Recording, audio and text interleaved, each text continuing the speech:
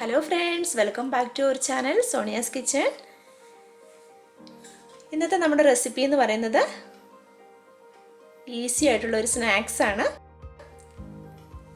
അപ്പോൾ ഈ സ്നാക്സിനായിട്ട് ഞാൻ ഇവിടെ ഉപയോഗിക്കുന്നത് നന്നായിട്ട് പഴുത്ത് പോയ പഴമാണ്. നമ്മൾ സാധാരണ വീടുകളിൽ നമുക്കറിയാം നന്നായിട്ട് പഴുത്ത് കഴിഞ്ഞാൽ പിന്നെ നമുക്ക് പ്രത്യേകിച്ചും ഇങ്ങനെയുള്ള റോബസ്റ്റ പഴമൊക്കെ ആകുമ്പോഴത്തേക്കും നമുക്ക് പലരും തന്നെ അത് കളയത്തേ ഉള്ളൂ, അത് ഉപയോഗിക്കാൻ പറ്റില്ല എന്ന് വിചാരിച്ചുകൊണ്ട്. അപ്പം ഞാനിതിന് മുൻപ് ഒരു റെസിപ്പി ഇട്ടിട്ടുണ്ടായിരുന്നു, ബനാന കേക്ക്. ഈ ബനാന കേക്കിനൊക്കെ ആണെങ്കിൽ പോലും ഇതുപോലെയുള്ള നല്ല പഴം ഉപയോഗിച്ചാണ് നമ്മളത് ഉണ്ടാക്കാറ്. പിന്നെ നേന്ത്രപ്പഴമൊക്കെ ആണെന്നുണ്ടെങ്കിൽ നമുക്ക് ഫ്രിഡ്ജിൽ വെച്ച് ഒരു മാസം വരെയൊക്കെ നമുക്ക് ആ ഒരു ഫ്രഷ്നെസ്സോടുകൂടി തന്നെ ഉപയോഗിക്കാനായിട്ട് പറ്റും. പക്ഷേ ഇതുപോലത്തെ പഴമൊക്കെ ആകുമ്പോഴത്തേക്ക് നമുക്ക് ഈ റോബസ്റ്റ പഴം ഒന്നും നമുക്ക് ഒരുപാട് ദിവസം ഫ്രിഡ്ജിൽ വെച്ചാലും ആ ഒരു ഫ്രഷ്നെസ്സോടുകൂടി ഉപയോഗിക്കാൻ പറ്റത്തില്ല. അപ്പോൾ ഇനി ഇതിനായിട്ട് ഈ സ്നാക്സ് എങ്ങനെയാണ് ഉണ്ടാക്കുന്നത് നോക്കാം. അപ്പോൾ അതിനായിട്ട് 2 ബനാനയാണ് ഞാൻ എടുത്തിരിക്കുന്നത്. ഇത് ആദ്യം തൊലി കളഞ്ഞ് ഒന്ന് കട്ട് ചെയ്തെടുക്കാം. അപ്പോൾ ഈ 2 പഴവും ഞാൻ ഇതുപോലെ കട്ട് ചെയ്തെടുത്തിരിക്കുകയാണ്. ഇതിനി മിക്സിയിൽ ഒന്ന് നന്നായിട്ടൊന്ന് അരച്ചെടുക്കാം. അരയ്ക്കുമ്പോൾ നമ്മൾ വേറെ വെള്ളമൊന്നും ചേർക്കണ്ട, പകരം പഞ്ചസാര ചേർത്തിട്ടാണ് അരയ്ക്കുന്നത്. അപ്പോൾ ഇതിലേക്ക് ഒരു 1/4 കപ്പ് പഞ്ചസാര ചേർത്ത് കൊടുക്കാം. ഇനി ഇതിനെ നന്നായിട്ട് അരച്ചെടുക്കാം. അപ്പോൾ പഴമൊക്കെ നന്നായിട്ട് അരച്ചെടുത്തിട്ടുണ്ട്. അപ്പോൾ അരച്ചെടുത്ത പഴമാണിത്. ഇത് അരയ്ക്കുമ്പോൾ എന്ന് വെച്ചാൽ നമ്മൾ വേറെ വെള്ളമൊന്നും ചേർക്കണ്ട, അതുപോലെ ഒരുപാട് നേരം ഇട്ട് അരയ്ക്കുകയും വേണ്ട. ഒരു 5 സെക്കൻഡ് കൊണ്ട് തന്നെ ഇത് അരിഞ്ഞു കിട്ടും. പഴം ആയതുകൊണ്ട് തന്നെ പെട്ടെന്ന് അരിഞ്ഞു കിട്ടും. ഇനി ഇതിലേക്ക് 1/2 കപ്പ് മൈദപ്പൊടി ചേർത്ത് കൊടുക്കാം.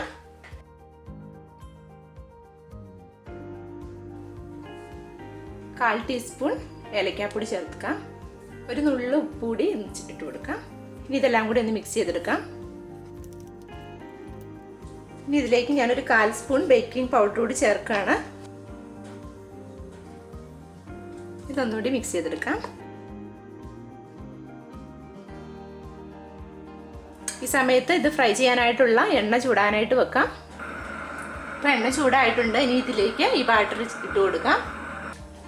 അപ്പോൾ ഈ ബാറ്ററിനെ നമുക്കൊരു സ്പൂൺ ഉപയോഗിച്ചോ അല്ലെങ്കിൽ കൈകൊണ്ട് തന്നെയോ എണ്ണയിലേക്ക് ഇട്ട് കൊടുക്കാം.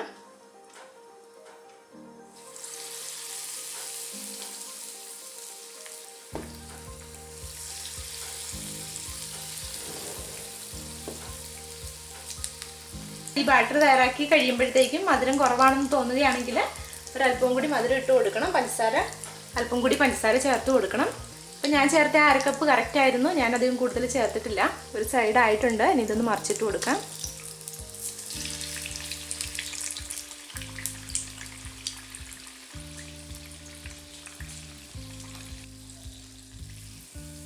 നമ്മുടെ ബോൾസ് എല്ലാം കുക്കായിട്ടുണ്ട്. ഇത് എണ്ണയിൽ നിന്നും കോരിയെടുക്കാം.